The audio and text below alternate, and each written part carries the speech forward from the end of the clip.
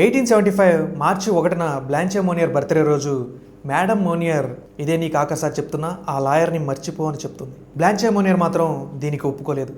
Okay ఇంక చేసేదేముందని కొడుకు తల్లి ముందుగానే అనుకున్న ప్లాన్ని అమలు చేశారు. తనని ఒక స్టోర్ రూమ్లో బంధించారు. ఆ స్టోర్ రూమ్ ఒక చిన్న గది, వాళ్ళు యూజ్ చేయరు.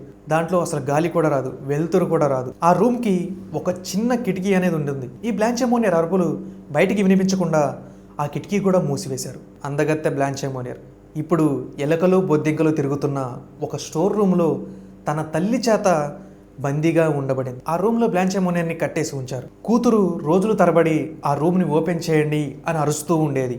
తల్లి మాత్రం ఆ లాయర్ని నువ్వు ఎప్పుడైతే మర్చిపోతావో అప్పుడే ఆ రూమ్ని ఓపెన్ చేస్తాము అని రోజు చెప్తూ ఉంటుంది.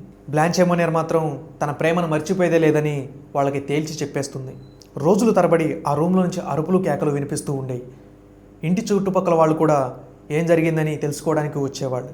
వాళ్ళకి మేడం మోనియర్ ఏదో ఒకటి చెప్పి పంపిస్తూ ఉండేది. కేవలం తినేటప్పుడు మాత్రమే ప్లేట్ ఇవ్వడానికి ఆ రూమ్ని ఓపెన్ చేస్తూ ఉండేవాళ్ళు. తన తల్లికి తన కూతురుపై కొంచెం కూడా జాలనిపించలేదు. తన మనసు కొంచెం కూడా కరగలేదు. బ్లాంచే మోనియర్ని రూమ్లో బంధించి తల్లి కొడుకులు సాధారణంగా వాళ్ళ జీవితాన్ని సాగించడం మొదలుపెట్టారు. కొన్ని రోజుల తర్వాత బ్లాంచే మోనియర్ కట్లు విప్పేశారు. రోజులు నెలలు సంవత్సరాలుగా గడిచిపోయాయి. ఆ రూమ్లో నుంచి బ్లాంచే మోనియర్ అరుపులు రావటం ఆగిపోయాయి. సంవత్సరాల తరబడి చీకటి గదిలో ఉండటం వల్ల తన ఆరోగ్యం పూర్తిగా క్షీణించింది. దాదాపు 9 సంవత్సరాల తర్వాత తను ఎంతగానో ప్రేమించిన ఆ లాయర్ కూడా చనిపోవడం జరిగింది. కానీ ఈ విషయం బ్లాంచేకి తన తల్లి చెప్పలేదు. కానీ లాయర్ బ్లాంచే మోనియర్ని వెతకడానికి వాళ్ళ ఇంటికి రాలేదా అని మీ అందరికీ డౌట్ రావచ్చు.